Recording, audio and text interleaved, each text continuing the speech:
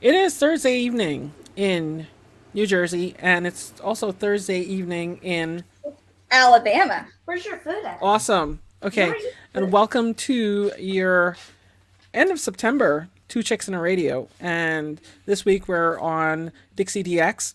So if you're new to the show, we're actually on two channels. We're on my channel, which is Ria's Shack Ham Radio. And if you look in the description, you will see a link to go and subscribe there. And if you also boop the thumbs up and give us some love, and that'll be pretty cool. And yes, Mahi. Hi. Okay, this is one of my little angels here. So what we do on this is we do some informal chit chat. We have a news segment, and then we have a tech topic or another topic. Doesn't always have to be tech, by the way. We have a topic we present and teach you all about amateur radio. So since Kat is new to amateur radio and I am not so new to amateur radio, I pass on my knowledge and experience to her, and you get to watch along. All right. So good evening, Kat. How's it going? Everything's going great. We do have some stuff in the news. Okay. Well, yeah. So it's kind of been a little. It's been a little weird in the news these days. So tell us what's going on. All right. We're going to jump on into the news. Okay. And first up on the radio is Norway defers replacement of paper-based ham radio exams. Right. So basically they're doing their paper exams for a while longer, and the questions in the exam will be increased to 60.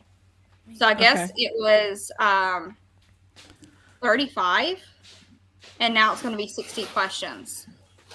Yeah. And it looks like, let's see here, it's going to be a digital test scheme is what they're going to. So they're going to be doing all digital.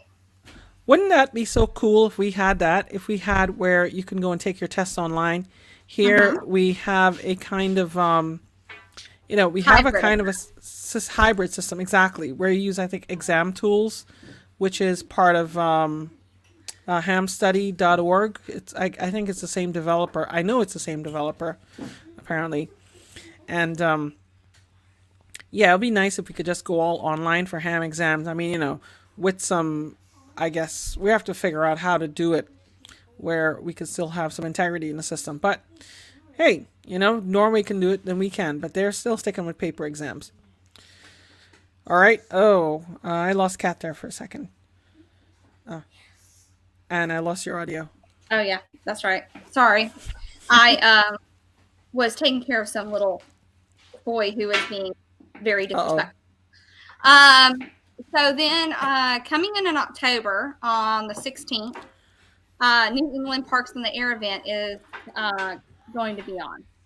Okay. So last year, Ohio had a successful Ohio-wide POTA, and Wisconsin is now doing something similar. So New England's following into that. So it's going to coincide with Jamboree on the Air, which is the largest scouting event in the world, which occurs the same weekend, the 16th through the 17th.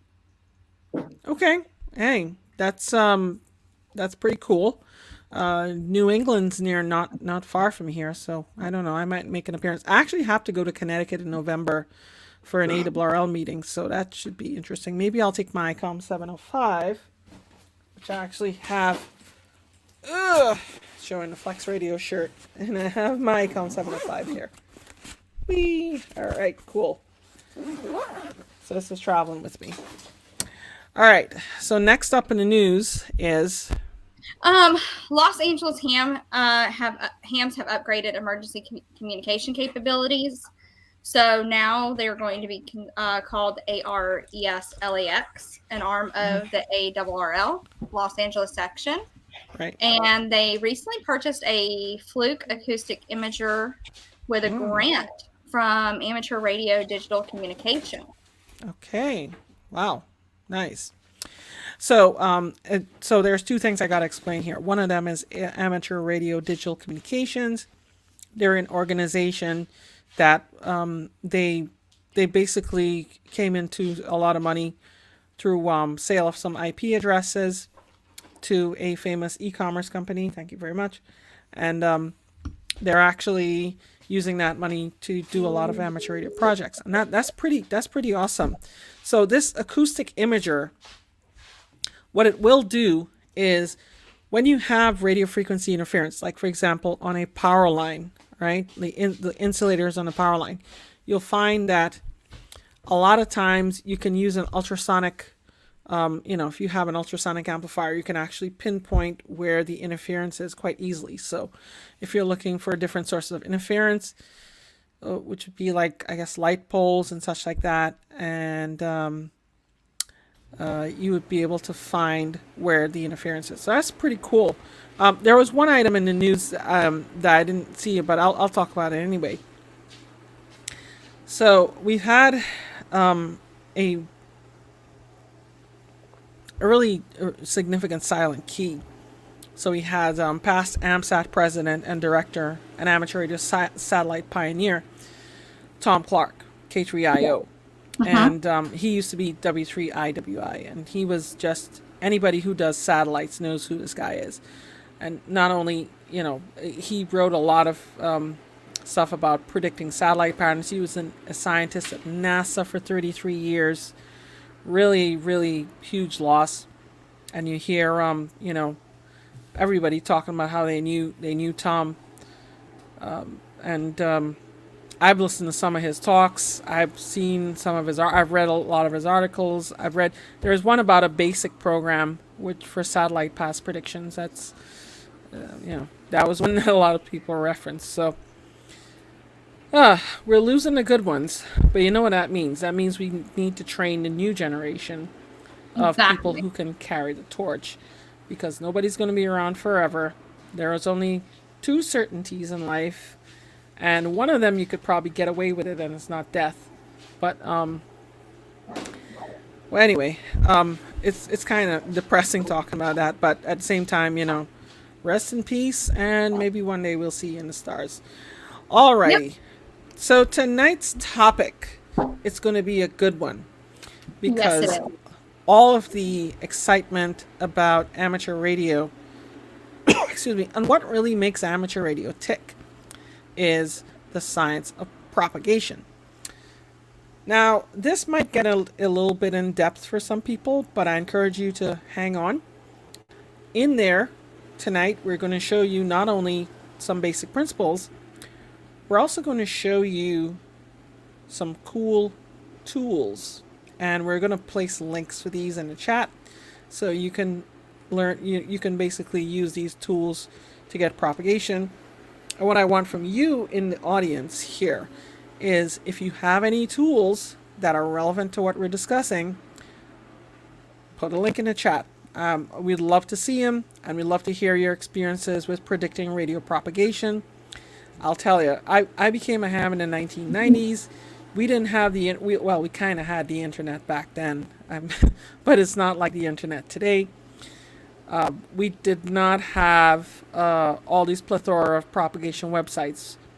A lot of times you read the monthly propagation reports in CQ Magazine or QST or, one of these publications, or you just learned it, so that would be pretty cool. So, Kat, let's start with the baseline. You're a new ham. You've operated HF a few times, but you're a tech, right? So if you're a tech, which HF band can you operate on voice? 10 meter. Okay. And does 10 meters have regular propagation to other parts of the world? Not sure. It really doesn't, especially at the bottom of the solar cycle, right?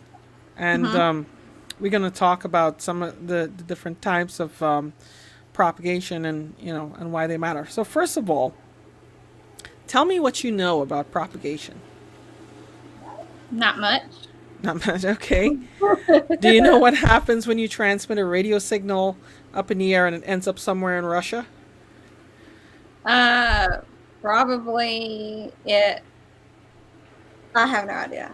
Bounced. Make a guess. It bounces off something. What's up in the air? It bounces off the atmosphere. Okay, that's kind of correct. Okay, so it Right. bounces off a layer called the ionosphere, right? And Mhm. so I will explain to you. Let me just put up this. I hate death by PowerPoint, but sometimes it's necessary. And okay. Um,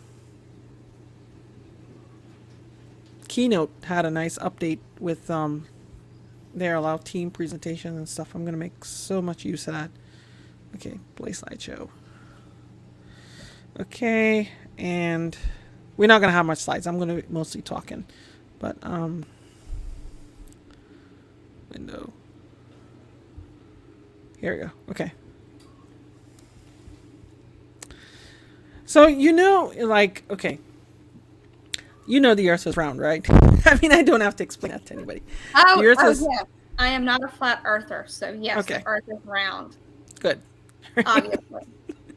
For those of you that are flat earthers, this discussion might not make a lot of sense to you. But I don't think we have anybody like that here. So, Eight, eight. yeah. So generally without propagation, without the atmosphere, the ionosphere, anything, even satellites basically propagating radio waves. Well, satellites don't really propagate radio waves, they repeat them. But without that, all communications are basically line of sight, right? And the higher frequency you go, the more straight they go. Usually the lower frequencies are able to travel along the curvature of the Earth. So this is why in the old days, you used to find that the very low frequencies, like below a certain, really, really, really low frequencies, were reserved for maritime traffic and commercial users, right? The rich people with the Marconi wireless stations and stuff, people who would be riding the Titanic, okay? Incidentally, the Titanic incident had a lot to do with amateur radio being regulated the way it is. So they banished us, radio amateurs, these sad hams, up to 200 meters and down. So they said the lower frequencies are important, people. Those useless higher frequencies are for you hobbyists, okay? You have a hobby. Go away. Well, as it turned out, some of those frequencies actually did have propagation. They were able to make long distance contacts, and hams actually kind of figured that out. And they were like, wait a minute, okay. And they ran all sorts of tests. They ran transatlantic tests, and they're able to find use for these frequencies. And the rest is pretty much history. So you find that the HF, which HF bands generally go from about 3 to 30 megahertz, right? Below that, you have 160 meters, which is the only medium frequency band we have. And then even going lower down, we have 630 and we have 2200 meter bands, which are long waves, which are like the old frequencies that they banished us from. So since we discovered propagation, right? A lot of work has gone into learning the science and such behind it. And I will show you. So the first thing we're going to talk about is HF propagation. And the HF propagation, we deal with the ionosphere, right? And layers of the ionosphere. Right. So above the Earth, right? And, forgive me if this is not an American, it's in the metric system, okay? But generally, you find that these layers, about 100 kilometers up, you have this E layer, and 200 to 300 kilometers up, you have this F layer, right? I can't remember. Was this ever covered in technician course or anything like that, or? A little bit. It was in the questions. It talked about the D and the E. It talked about the day ones. Okay. So So it didn't really go into depth. It was just one of the questions. right. Do you know what the D, E, and F layers do? Uh, It's okay to it's guess. like the higher up you go, the less you have, and what it gets absorbed is basically what it boils down to. So a Okay. lot of stuff gets absorbed at the D level. versus E. Am I right? Well, kind of. So let me explain what the ionosphere is. So the ionosphere is really, the upper part of the atmosphere that is what you called ionized, right? So it includes the thermosphere, and there's another layer called the mesosphere and the exosphere. And how this is affected is that there is this solar radiation from the sun. So the sun will, basically charge up the ionosphere. And as a result, we have radio wave propagation. So in like the late 1830s, I think it was, the physicist Carl Gauss, he basically said that there was he kind of figured out that there was a region of the atmosphere that kind of affected the Earth's magnetic field. And then, later on you have Marconi, who he actually did the first transatlantic radio signal in 1901, right? I think it was somewhere in Canada. And believe it or not, they use a kite to receive the signal.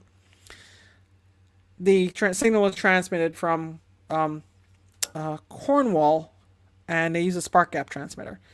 So the frequency was approximately like 500 kilohertz, which was actually an important frequency, significant for maritime traffic and such like that.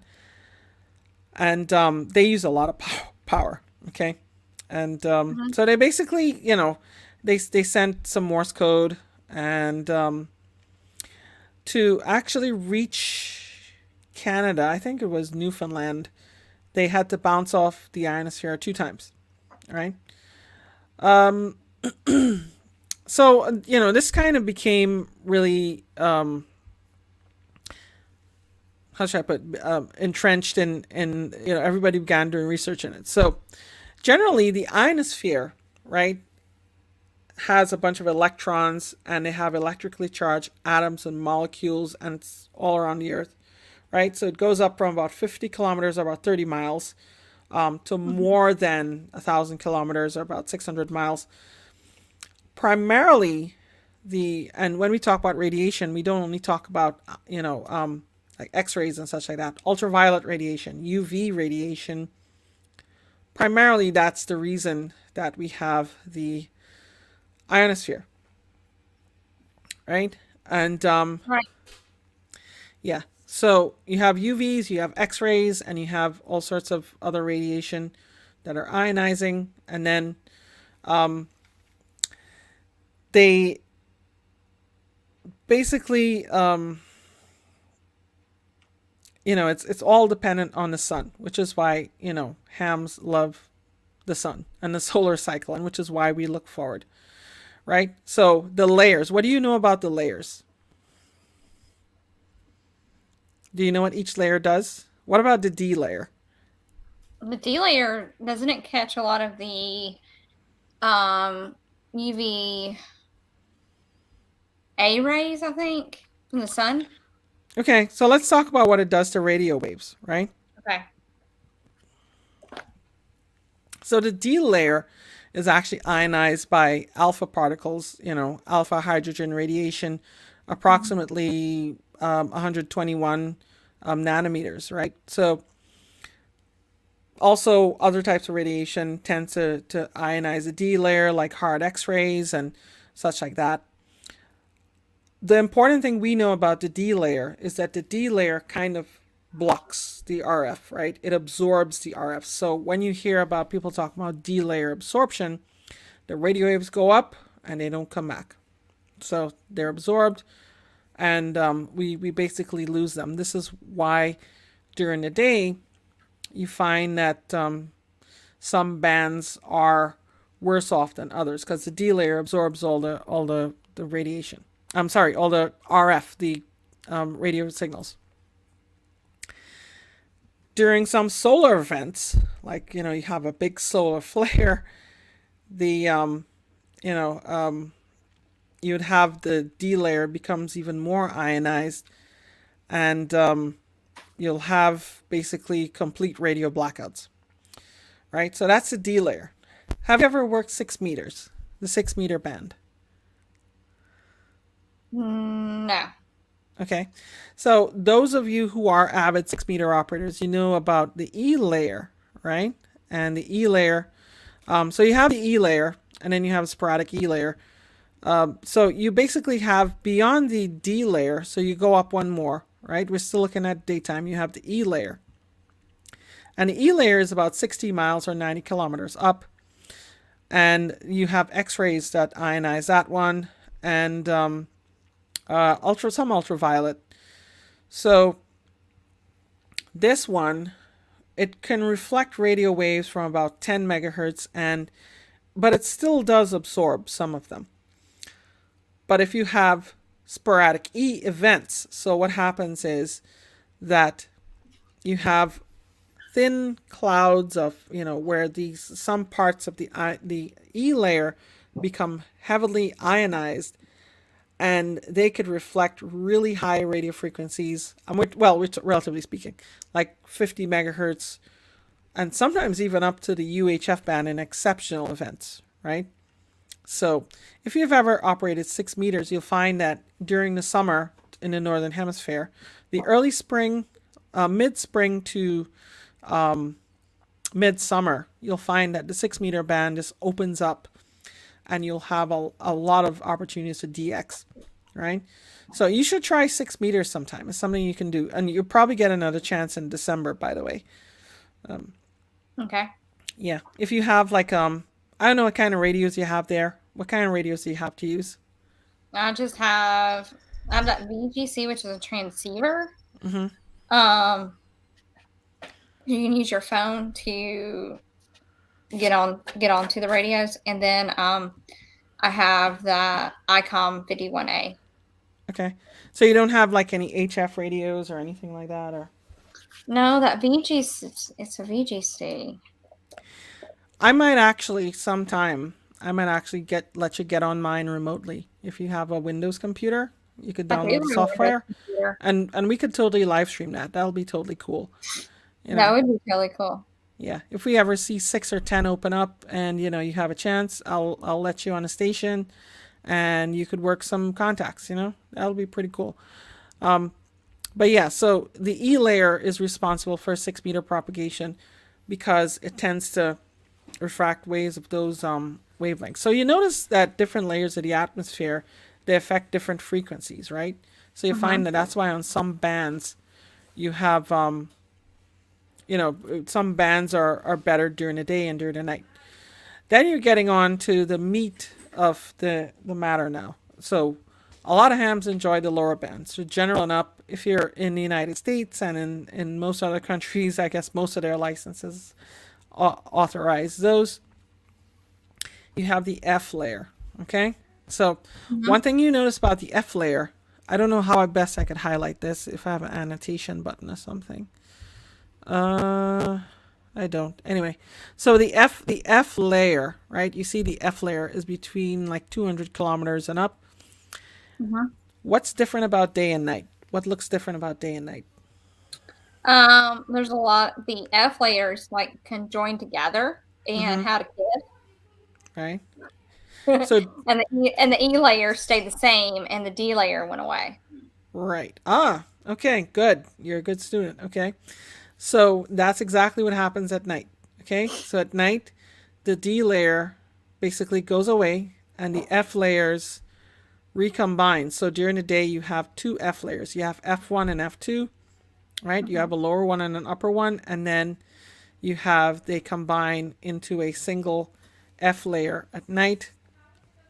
This is why you have different opportunities for propagation at night versus during the day. But let's look at a different picture of this now. So you notice something here now, right? You have different parts of the world.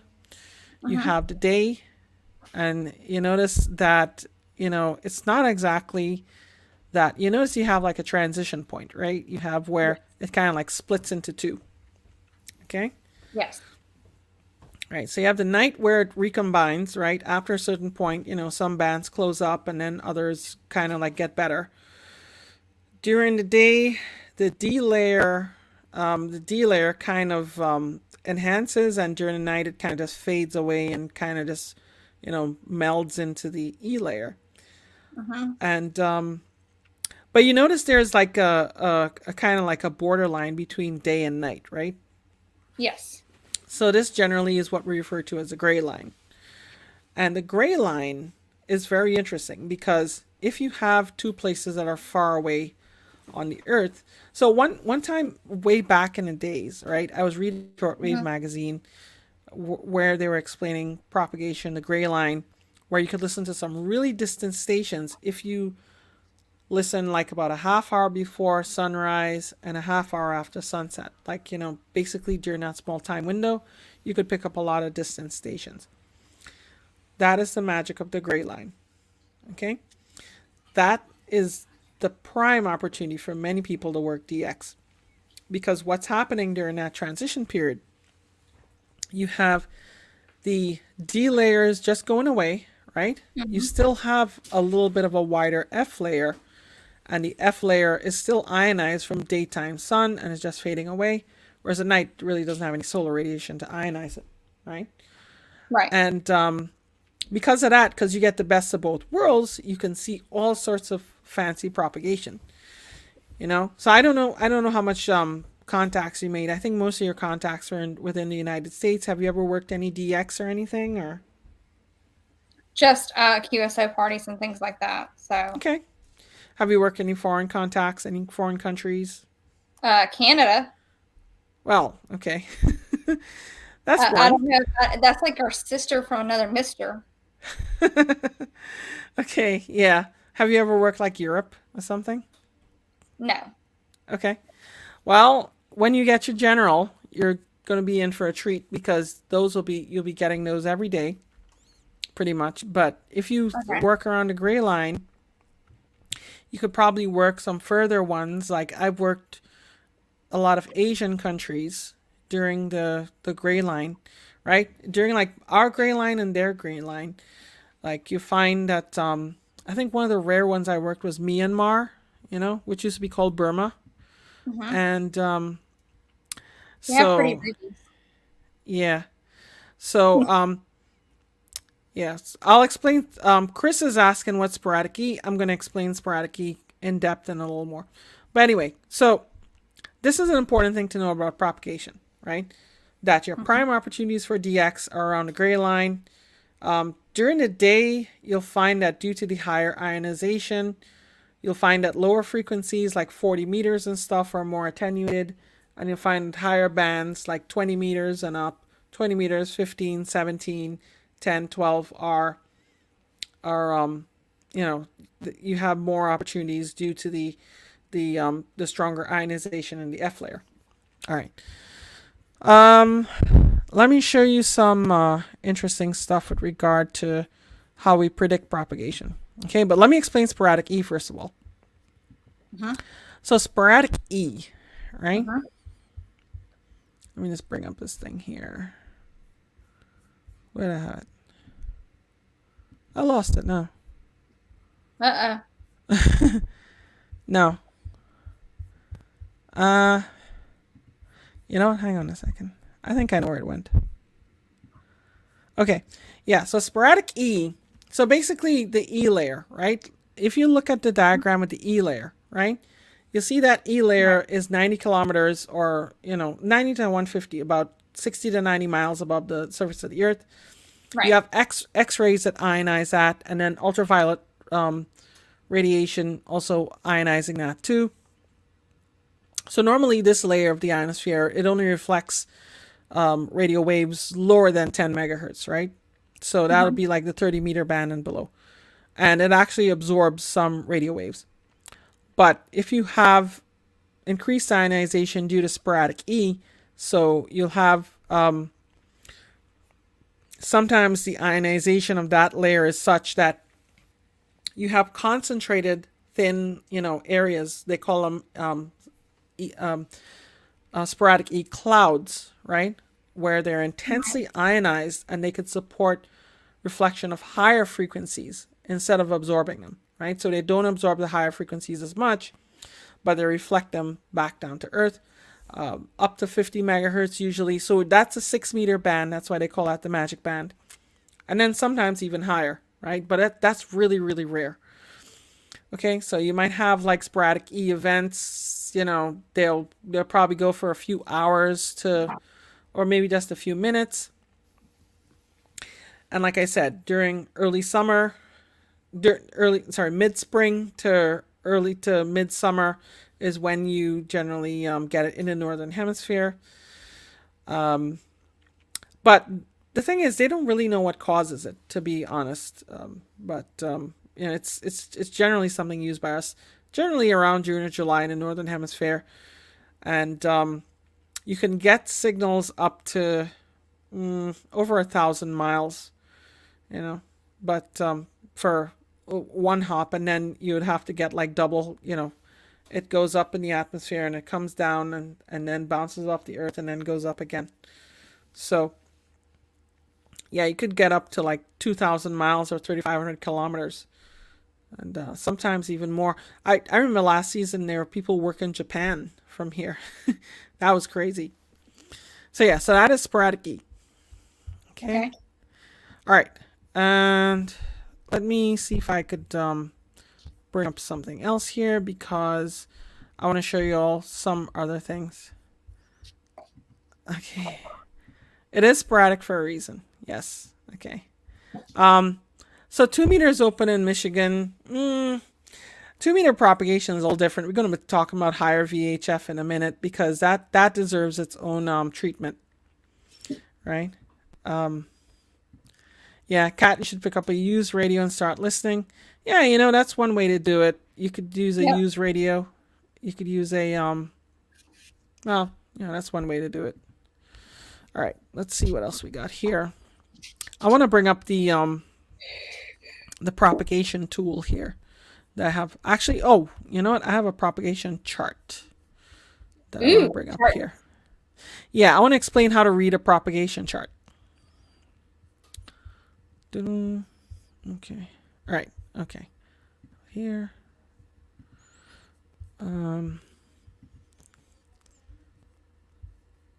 Okay. So you may have seen these on various websites. You'll see them from, this is generally a solar terrestrial data chart that's put together by N0NBH. He has it on, I think it's hamqsl.net or something like that. But if you go to N0NBH, you'll see his website.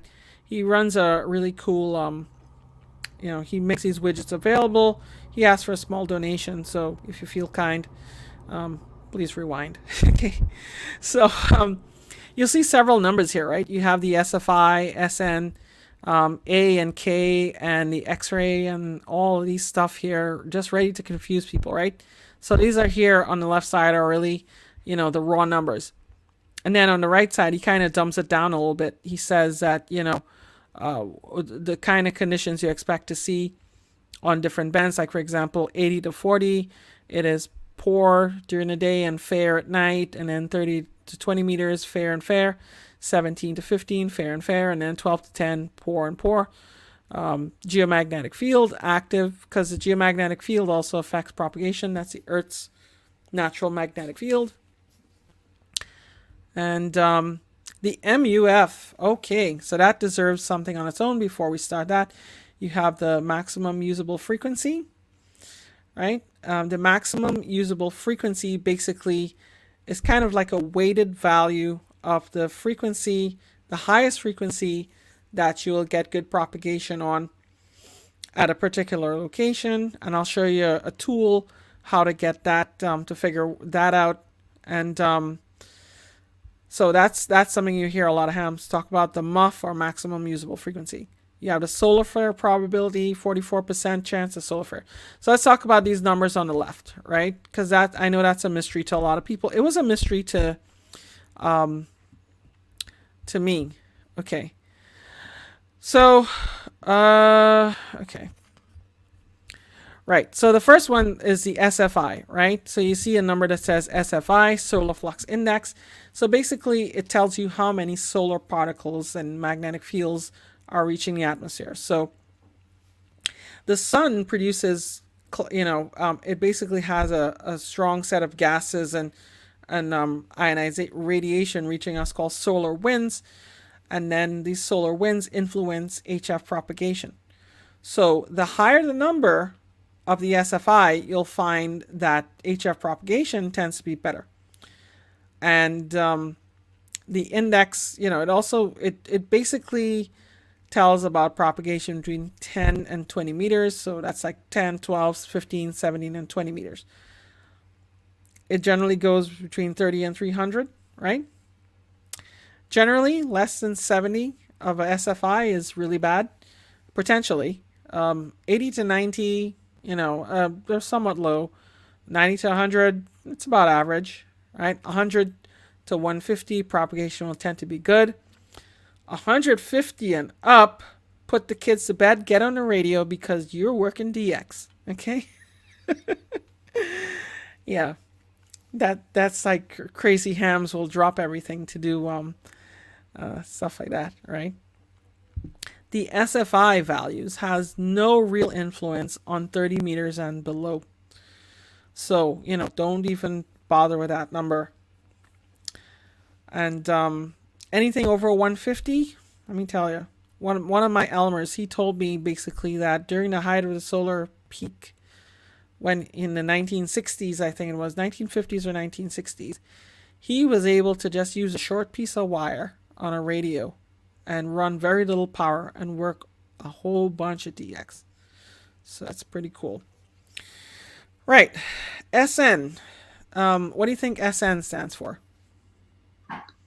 Well, we know it's not Social Security number. Okay. Or So serial number. we're talking about the sun, right? What does the sun have on it sometimes? Solar flares. Good. That's one thing. Yes, they have sunspots, and sunspots Yes, could sunspots. become That was my next thing with sunspots. cool. You see, it's pretty cool. All right. So science. hey, you know what? We're here to learn. So the SN is the sunspot number, and you hear a lot of hams talk about the sunspot number. So this tells you how many visible sunspots are on the sun's surface, right? How many you can see. There are a lot of invisible sunspots, like, things that are just below and things that you can't really pick up. But anyway, the number of visible sunspots. The higher this number, the more ionized the atmosphere is going to be, and then HF propagation is going to get better. The sunspot number can get between 0 to 250, maybe a little more. And it is kind of rare to see anything over 200. But if it's over 200, yeah, you're playing radio. Okay? You'll also see that high sunspot numbers are also indicative of active electromagnetic fields on the surface of the sun. So this will cause, like you said, solar flares. But before they become solar flares, they generally create really great propagation.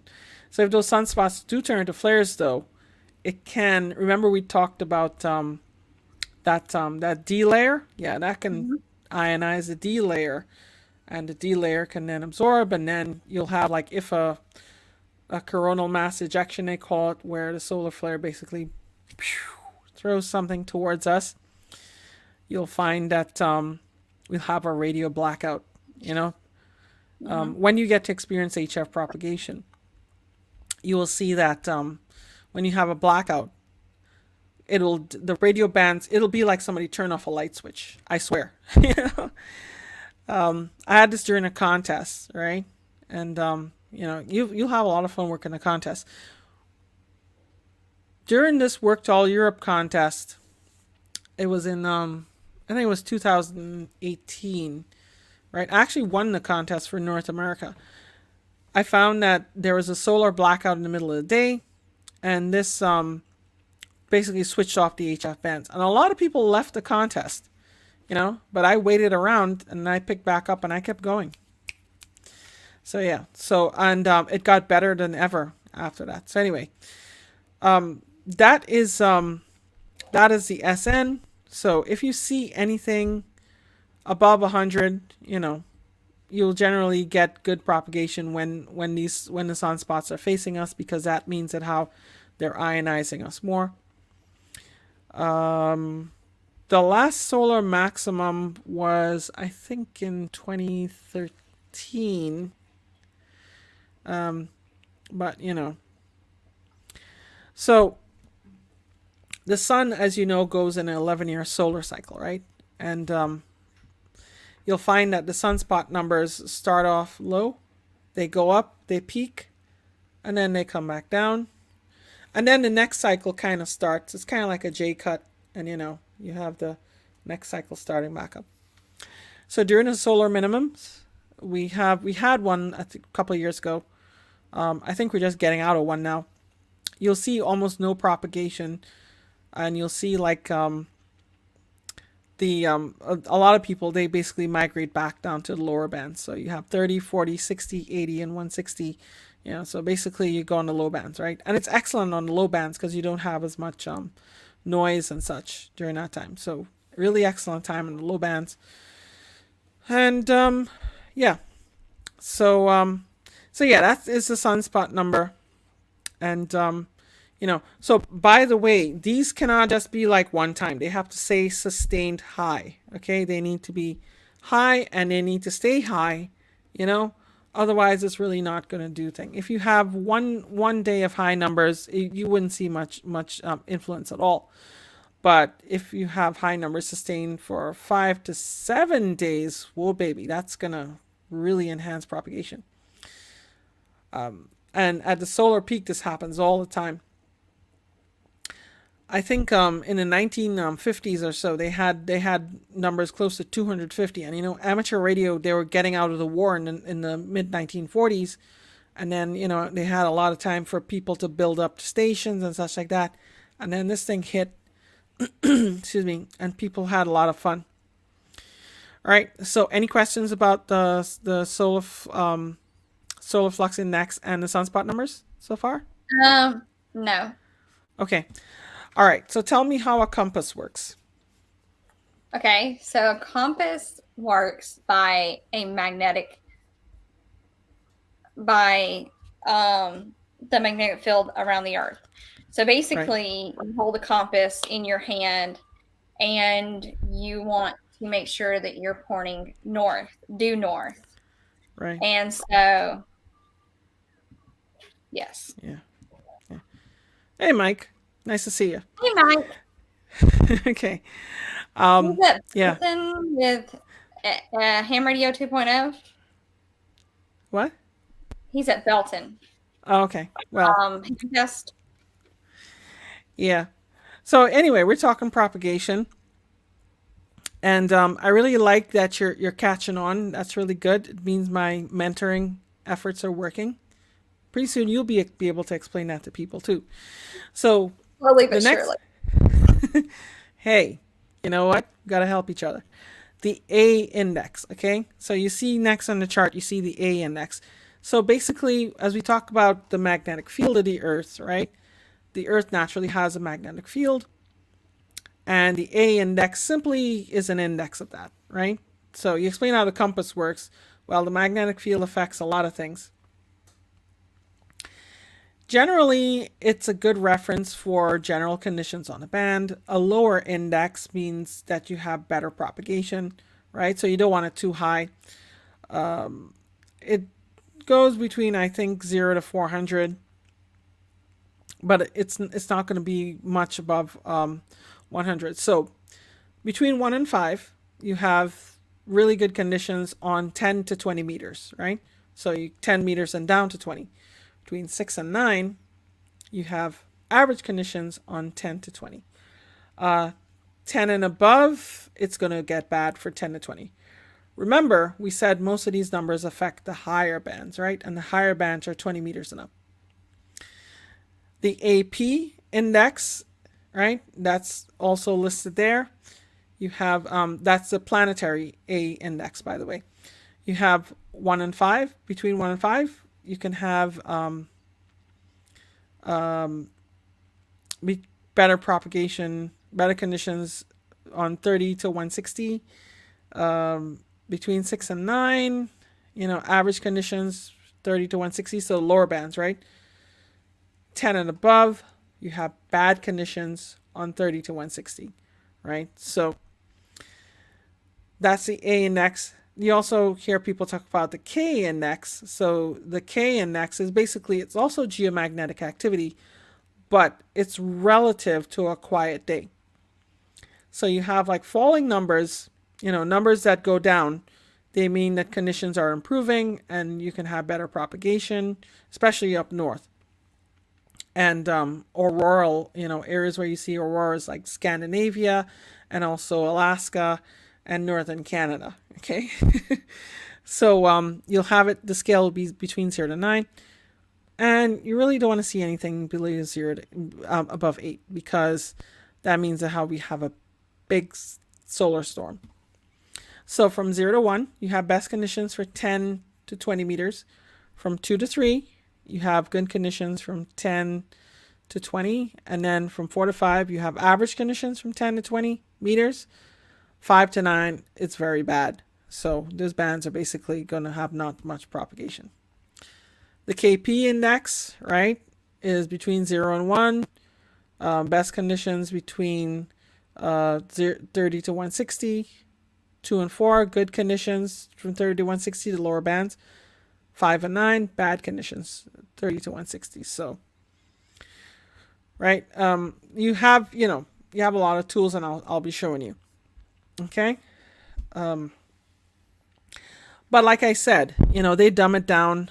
You see, like here on this thing, you have the you have the HF conditions. Basically, it's basically like I like to call them the HF idiot lights, because you have idiot lights on your dashboard that tell you. Yeah. They don't tell you they don't tell you the exact oil pressure, but they tell you, oh yeah, your oil pressure's low.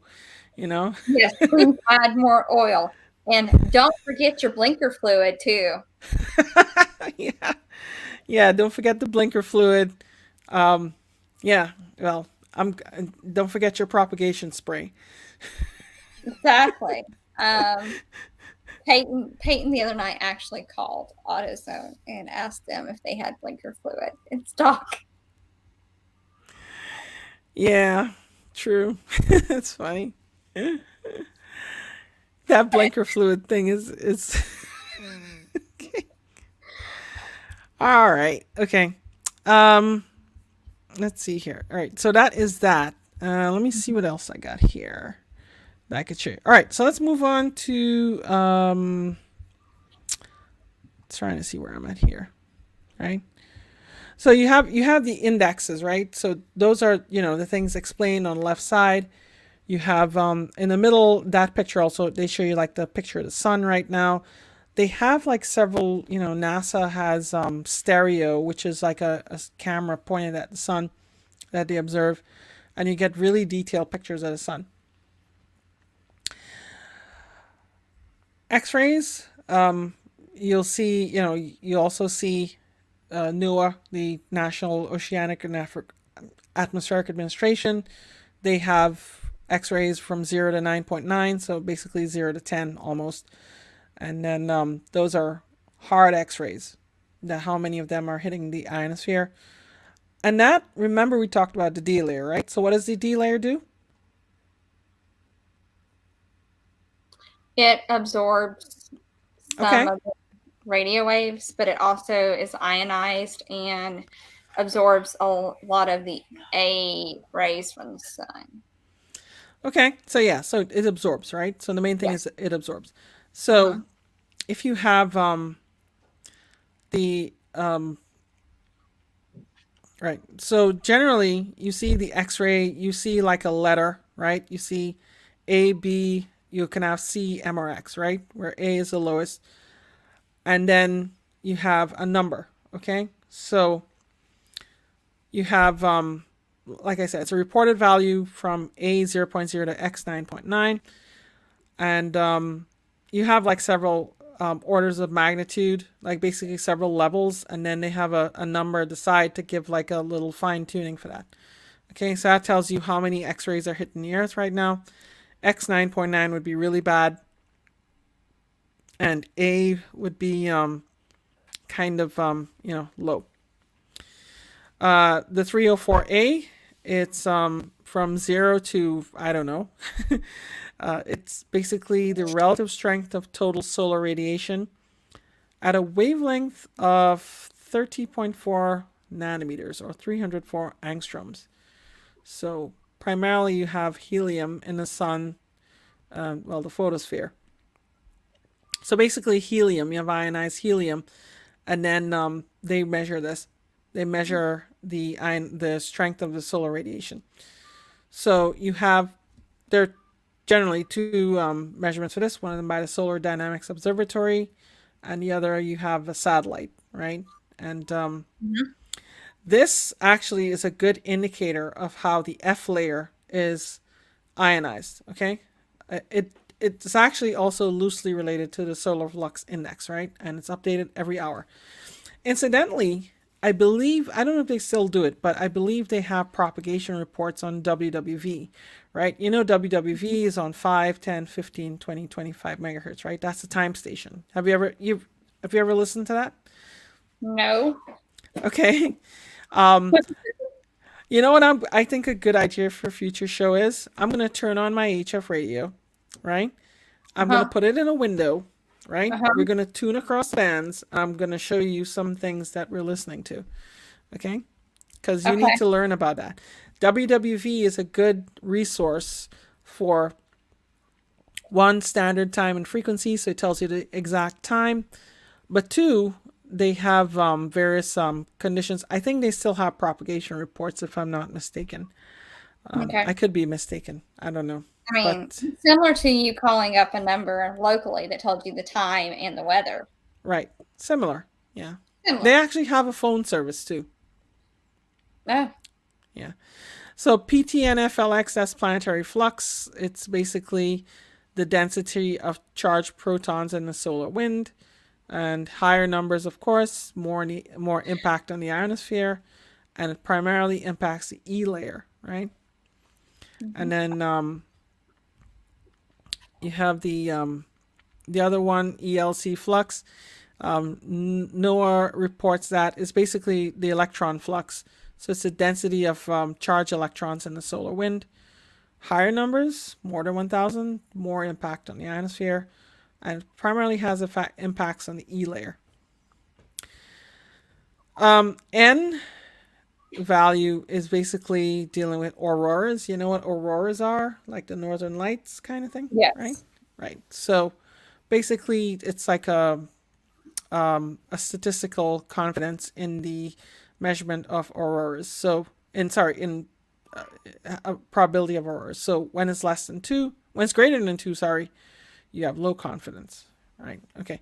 So those are how to read the solar chart. Now, let's see if we can show you here. I want to show you some ways we could actually observe that in real time. Okay.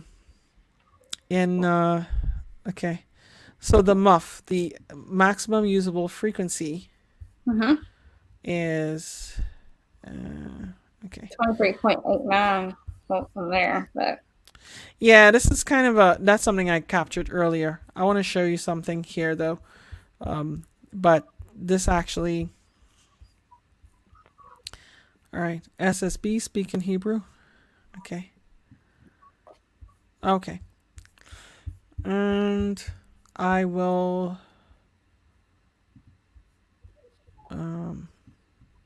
okay. Share the screen here, and I need a window. Here we go. Okay. So this site is a nice little gem here. Okay. This is prop.kc2g.com and let's see here. prop.kc2g.com, right? And this side here, you see a map of the current maximum usable frequency, the MUF, right? And you'll see it here. Right. And you notice how it's basically, there's a lot of variation between the different latitudes. You know, like you are closer to the equator, you have different MUFs. And also, you notice here overlaid is a gray line. So you have the gray line. Right. And, of course, we're in darkness now. California just went into darkness not too long ago. I think Alaska's still in light. Well, I think Alaska's going to be in light for a while.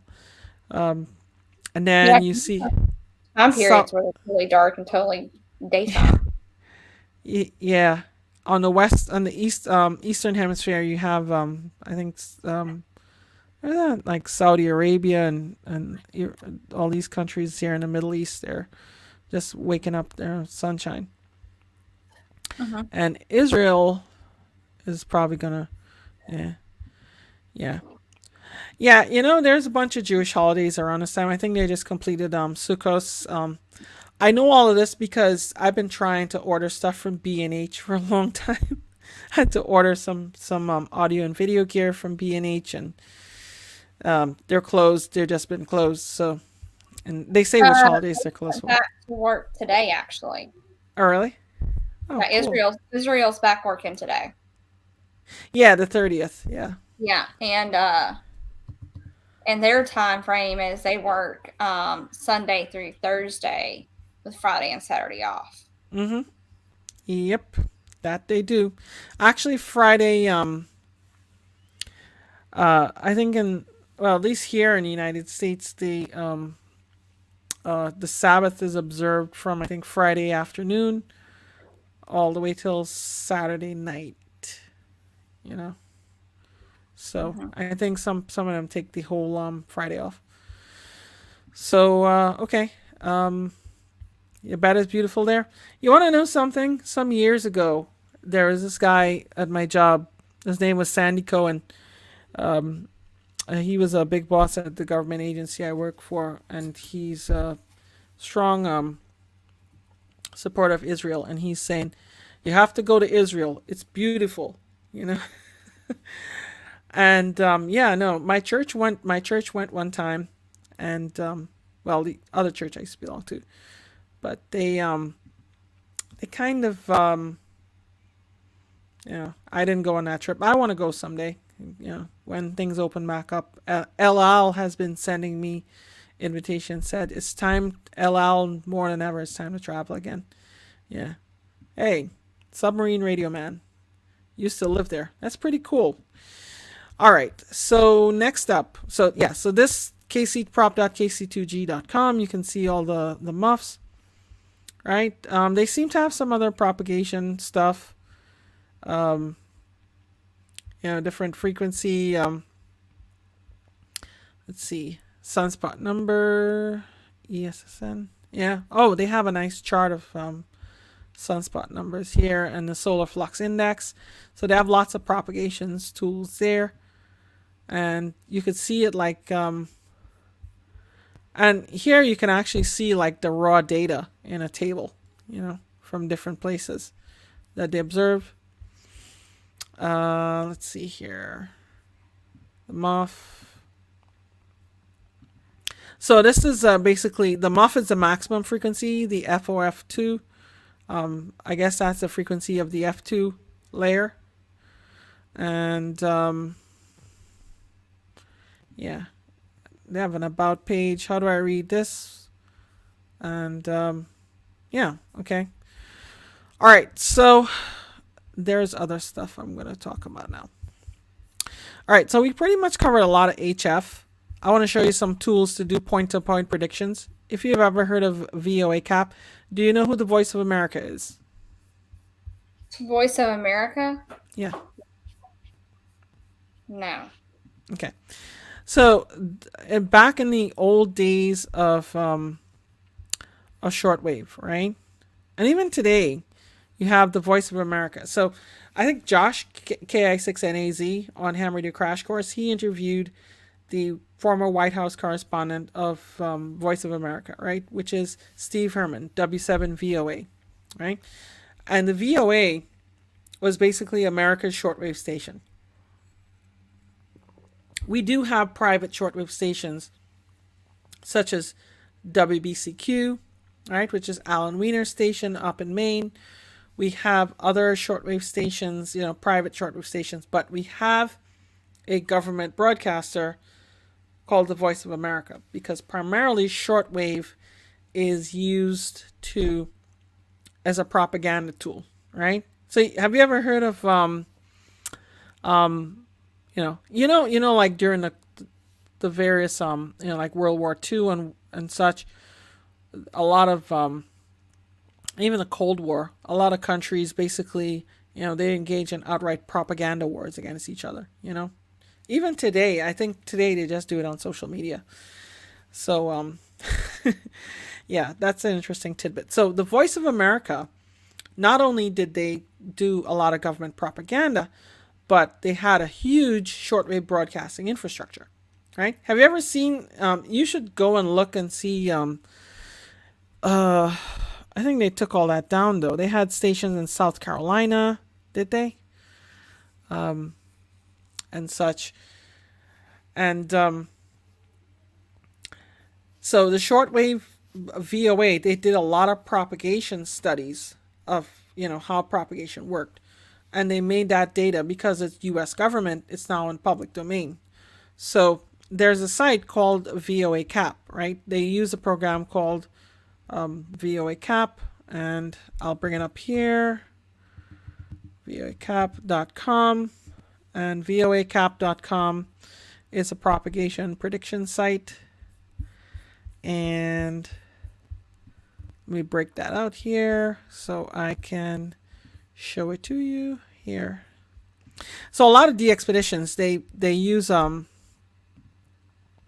okay, I'll just reuse that web browser. Okay, so I go to voacap.com, and you'll see like a lot of, you can get a lot of these cool propagation charts, right? So initially they had software that they used for the Voice of America, and of course it's now open source because it's government work. And one of the cool things I like to do is the point-to-point predictions. So here you have a world map, right? What's your grid square, Cat? My grid square? I have no idea. Okay. So what you could do is, let's see here. Find Maidenhead. Mine is FN21, right? Okay. Maidenhead grid, yeah. And then, there's a, oh, interesting. Find your grid square locator. Well, let's see here. You can also look in QRZ.com. QRZ tries to put it in based on your address, right? So you go W4DXY, and your grid says your grid is EM64. Okay. Okay. Echo. So you're in Echo Mike 64. I'm in Fox November 21. Right. So here, gonna put your grid here, and let's say you want to talk to, I don't know, what country you fancy yourself talking to. Let's see here. Yeah. France. The Falls, okay. In Paris, France. Marseille. Go to Marseille Falls. Okay. That's the south of France. Okay. Yeah. All right. Je parle français. Oui, oui. Oh, Z. Okay. Very good. Okay. So you have that there. And then below now, you can actually do a band by band, best frequency, right? So it can tell you the best frequency to operate on. Bring this up a little more. Mm-hmm. Yeah. Band by band. So let's do the band by band. They tell you here. And it's pretty much automatic, right? Mm-hmm. See, they have a whole bunch of charts. They tell you the time, the best time to make a contact, and when each band is open. So you see from Alabama to France, let's say we're talking about 20 meters, right? Actually, even 10 meters, your best chances are around 1300 Zulu to 1800 Zulu, right? You might have some on 12 meters between 1400 and 1500. That's a short path, right? So that's a short distance to France. The long path is when you point the antenna the other way, or the radio signal just goes the other way and takes a long trip around the world. So you have a very marginal path here between 1300 to 1800. You have a little better between 14 and 1500, so that's probably going to be good on 10 too. Then you have on 15 meters, you have 1300 to, well, you have 1200 to 2100, but the best propagation happens between 1300 and 1800, a little bit on 1900. As you go down, you notice you get really good on 20 meters. That's why 20 meters is everybody's favorite DX band. And then you notice at night from like, well, it starts around like 2000 and 2100. And these times are in UTC, by the way. Okay? Okay. Greenwich Mean Time, Coordinated Universal Time. So you have like 23, 24, and then all the way, and the band starts to close around 10, and it starts to close around 11. 12, it's almost gone, and then 13, it's completely gone. So you could then, you could find the best things. But this is an easy case. Let's say I want to go to, oh, is this not showing? Oh man. No. Okay. I was like, what the heck are you talking about? And I'm like, it ain't showing. Okay. I'm sorry. It's all right. I just was s- listening to you going, uh-huh. All right. Okay. Let me do that again. Let's see here. Yeah, I don't have a TV subscription either. Well, I kind of do. I have YouTube TV, which is I have Netflix, Hulu, uh-huh. and that's how I watch my TV. Okay. I have Hulu because all my shows load up to Hulu from ABC, Fox, Right. NBC, CBS. Okay. So anyway, you can see this one, right? And, Yes. Okay. So yeah. So here's the propagation results. My apologies, guys. So you see here the propagation. You have your best opportunities on 10 start at 1300 to 1800, right? But that's very iffy. Okay. And then you could get it on 12 from like 14 to 1500 is best, but generally from anywhere from 1200 UTC to 2000. And then you notice here it gets a little redder because you have better propagation than like 1700. So in the other window, that's basically, that'll tell you the best time for this here. Okay. So that is one great propagation tool you can use. And let me show you what else you can see here. Where is it? Where is it? Okay. Right. Oh, and they have like circuit reliability and all that stuff. So that's pretty cool. All right. So that's one other tool you can use. And there's another tool I wanted to show you.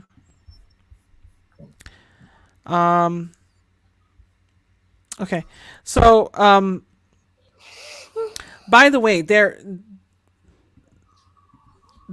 government actually, and a lot of private research, they do research into propagation. They use something called an ionosonde, right? Which basically is they call it a chirp sounder. And what it does, it's a radar to examine the ionosphere. Okay. And here you can see, I think I'm showing you that now. Am I? And oh, no, I'm not. Okay. Well, I'll show you the link in Wikipedia here in a second.